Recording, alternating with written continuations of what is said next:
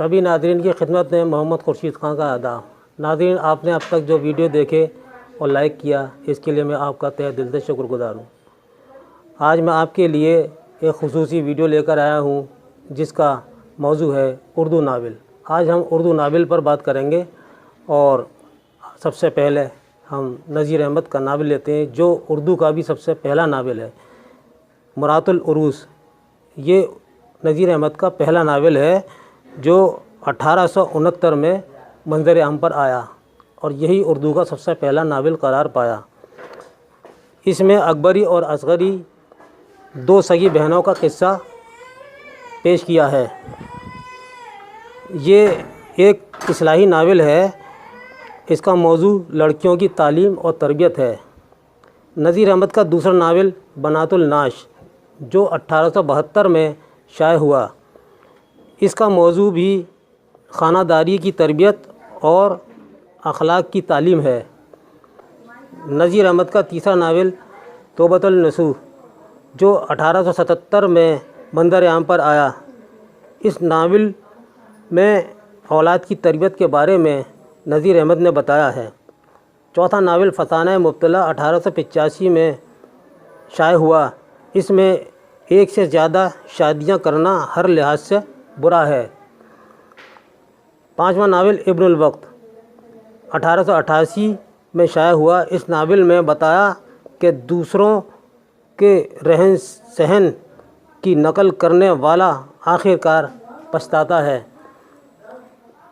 छठा नावल अय्यामा 1891 में शाये हुआ। इस नावल में बेवा औरतों की दूसरी शादी पर ज़ोर दिया है। अब आइए नाज़रीन, मिर्ज़ा हादी रसवा का नावल के बारे में हम बात करते हैं। मिर्ज़ा हादी रसवा ने 5 नावल लिखे हैं। दूसरा नावल उमराव जान अदा जो उर्दू अदब का शाहकार नावल है, ये 1899 में मंज़र आम पर आया। इस नावल में एक तवाइफ की दास्तान है और इन औरतों की इबरत के लिए बयान की गई है जो किसी सबब से बेराह रवी में मुब्तला हो जाती हैं और आखिरकार पेशा अख्तियार कर लेती हैं। ये नावल उमराव जान उर्दू का शाहकार नावल है। उमराव जान सरफराज हुसैन के नावल शाहिद राना से माखूज़ है। शाहिद राना 2 साल कबल 1897 में शाये हो चुका था। मिर्ज़ा हादी रसवा का तीसरा नावल शरीफ ज़ादा है जो 1900 में शाये हुआ। चौथा नावल ज़ाते शरीफ, ये भी 1900 में ही मंज़र आम पर आया। पाँचवा नावल अख्तरी बेगम है जो सबसे आखिर में शाये हुआ। मिर्ज़ा हादी रसवा ने जासूसी नावल भी लिखे, खूनी जोरू, खूनी मुसव्विर, खूनी भेद, बहराम की रिहाई, खूनी आशिक और खूनी शहज़ादा। तो ये थे रसवा के नावल। अब आइए प्रेमचंद के नावल की तरफ चलते हैं। प्रेमचंद ने उर्दू में बहुत से नावल लिखे हैं क्योंकि प्रेमचंद उर्दू के पहले अफसाना निगार भी हैं। इन्होंने 14 नावल लिखे हैं, लेकिन उर्दू अदब में 13वां नावल जो गौदान है उसको आखिरी माना गया है। प्रेमचंद का सबसे पहला नावल असरार मुआबिद जो 1903 में शाये हुआ। इस नावल का मौजू नाम नहाद मजहबी रहनुमाओं की अय्यारियाँ और भोले भाले अवाम का इस्तेहसाल है। दूसरा नावल हम खुरमा व हम सबाब जो 1907 में शाये हुआ। इसमें बेवाओं की शादी के मसले पर इजहार ख्याल किया है। तीसरा नावल किशना, इस नावल में औरतों के ज़ेवरात के शौक़ और इससे पैदा होने वाले घरेलू उलझनों पर रोशनी डाली है। चौथा नावल जलवा ईसार जो 1912 में छपा। ये प्रेमचंद ने नवाब राय के नाम से शाये किया है। इसमें कौम की खिदमत को अव्वलियत दी गई है।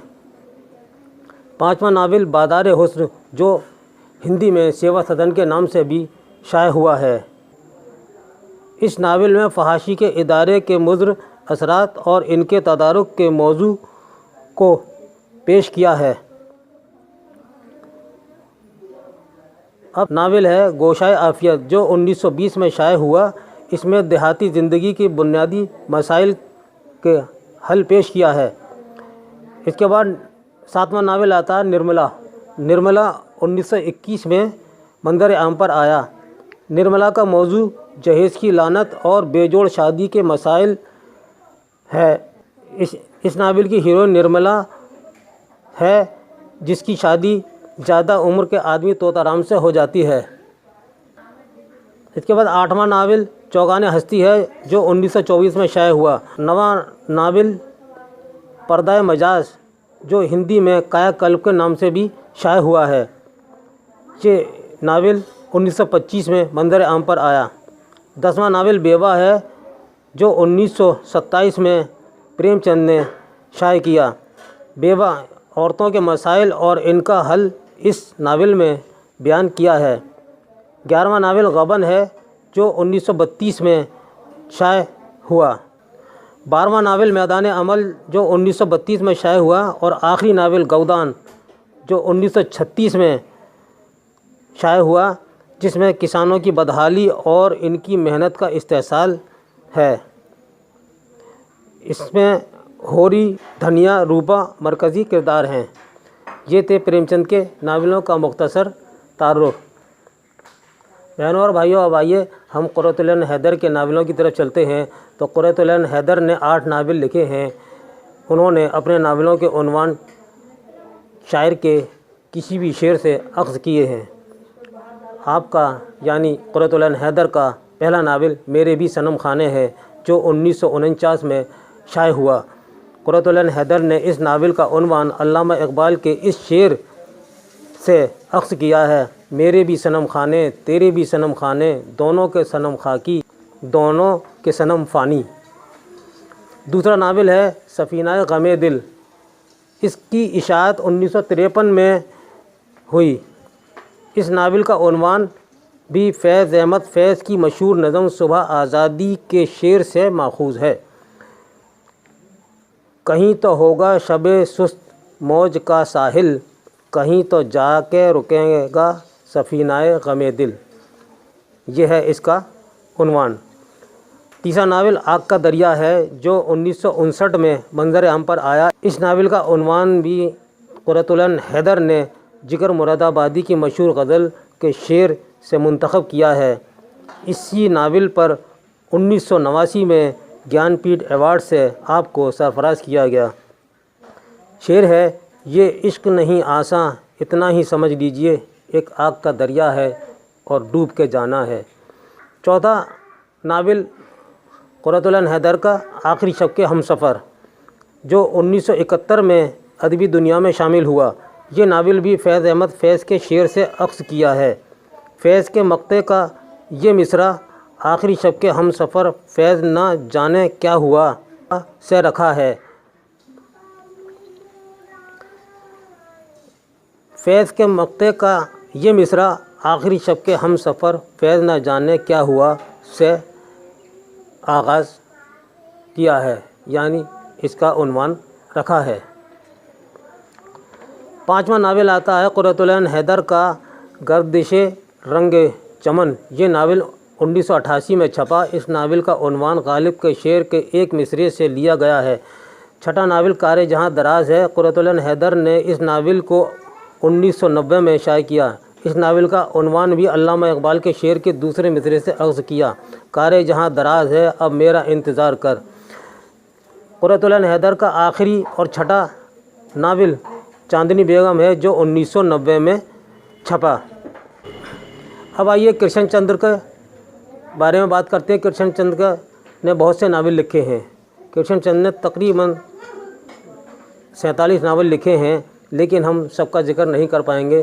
1-2 ناول کا ہی ذکر کریں گے، اس لیے کہ وقت کی نزاکت کو دیکھتے ہوئے ویڈیو بہت بڑی ہو جائے گی، اس لیے ہم معذرت چاہتے ہیں۔ امید ہے کہ آپ ہمیں معاف کریں گے۔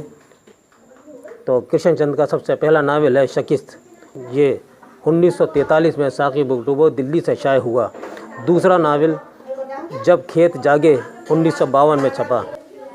اب ناظرین، ہم سجاد ظاہری کا ناول کا ذکر کرتے ہیں اور یہ بھی آپ کے نصاب میں شامل ہے، یعنی ابھی تک میں نے جتنے بھی آپ کو یہ ناول کے بارے میں بتایا ہے یہ سب آپ کے نصاب میں شامل ہے، اور سجاد ظہیر کا بھی یہ ناول آپ کے نصاب میں شامل ہے جس کا نام ہے لندن کی ایک رات، جو 1938 میں شائع ہوا۔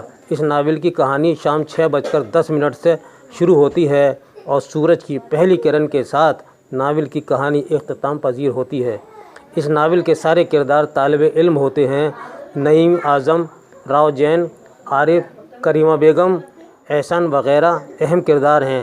لندن کی ایک رات ناول سے جدید اردو ناول نگاری کا آغاز ہوتا ہے۔ اب آئیے راجندر سنگھ بیدی کا ناول کا ذکر کرتے ہیں۔ راجندر سنگھ بیدی کا ایک ہی ناول ہے ایک چادر میلی تھی، جو 1962 میں شائع ہوا۔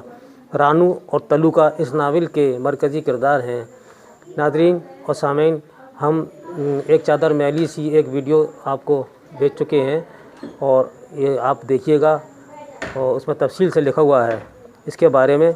تو میری جتنے ویڈیو ہیں آپ اس کو ذرا سے غور سے دیکھیں اور سنیں، تو انشاءاللہ کیا نام ہے آپ کو اپنی محنت رائے گا نہیں جائے گی۔ اب آئیے عصمت چغتائی کے ناول کی طرف ہم چلتے ہیں۔ عصمت چغتائی نے 13 ناول لکھے ہیں۔ پہلا ناول ضدی نام سے 1941 میں شائع کیا۔ یہ ایک رومانی ناول ہے۔ اس ناول کا ہیرو پورن ہے اور ہیروئن آشنا ہے۔ آشنا ایک غریب گھر کی لڑکی ہے جو پورن سے محبت کرتی ہے۔ اور دوسرا ناول ہے ٹیڑھی لکیر۔ اس کی اشاعت 1945 میں ہوئی۔ اس ناول کا مرکزی کردار شمن ہے۔ یہ ایک نفسیاتی ناول ہے۔ حالات سے مجبور ہو کر اس کے مزاج میں یعنی شمن کے مزاج میں ٹیڑھ پن پیدا ہو جاتا ہے۔ اس کے بعد تیسرا ناول سودائی ہے جو 1951 میں چھپا۔ چوتھا ناول معصومہ 1961 میں ادبی دنیا میں شامل ہوا۔ پانچواں ناول عجب آدمی 1970 میں شائع ہوا۔ چھٹا تین اناڑی 1988 میں شائع ہوا۔ عصمت چغتائی کا آخری اور 13واں ناول کاغذی پیرہن ہے جو 1994 میں شائع ہوا۔ تو ناظرین، یہ تھا ہمارا آج کا خصوصی ویڈیو اردو ناول پر۔ یہ آپ کو ویڈیو کیسا لگا، اور مجھے امید ہے کہ آپ اس کو ذہن میں بٹھا لیں گے اور لکھ لیں گے اور یاد کریں گے، تاکہ یہ بار بار UGC نیٹ میں آنے والے اہم سوالات کے جوابات ہیں۔ اس کے ساتھ ہی آپ محمد خورشید خان کو اجازت دیجیے۔ اللہ حافظ۔